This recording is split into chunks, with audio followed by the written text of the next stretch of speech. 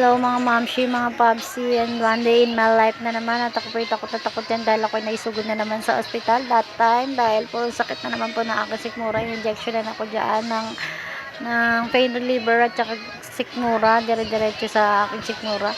At ayan nga po, dunta na po ako sa laboratory upang ako'y makuha na ng dugo dahil binigyan ako ng request ng aking doktor upang ipalaboratory ang aking dugo sa liver and CBC and ihe. At ayan nga po, nandiyan na po ako, nakasalang na po ako dyan upang ako'y makuwanan ng dugo. At ayan nga po, medyo mabilis po yung hinga ko dyan dahil talaga pong kinakabahan na po ako that time.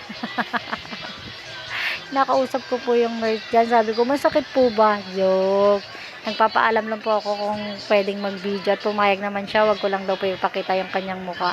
Ayan nga po mga kamamshi, ayan po ang mata ko, halatang takot na takot ako that time. Joke lang po, medyo sanay na rin naman po ako dahil madalas na ako nakukuha na ng dugo dahil ang katawan ko po ay laging may sakit.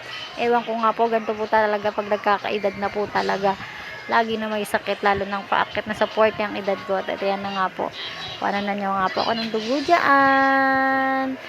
At relax na relax muna ako dyan dahil baka mamaya, ayan na po, kukunan na natin. Ayan na nga po, tinalian niya na po ang aking braso upang maipit ang dugo ko para mas madali niya akong kuhanan ng dugo. Ayan nga po that time. Kinakabahan na naman po ako dyan. Sobrang kaba ko talaga dyan mga kamamsi, mga kapapsi. Ang kaba ko po dyan ay kaiba kahit sanay na sanay na. At ayan na nga po, nakuha na po niya ako ng dugo.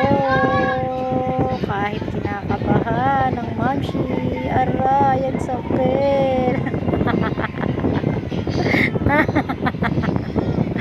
Joke lang po, masensya na kayo sa aking boses at tawa na mukhang mangkukulam na tawa.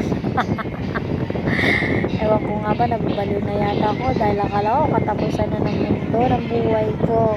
At ayan nga po, punta na po ako sa labas niya, nag-aantay ko na lang po yung resulta that time. Maraming salamat po sa panonood at sana maging okay po yung resulta na aking laboratory.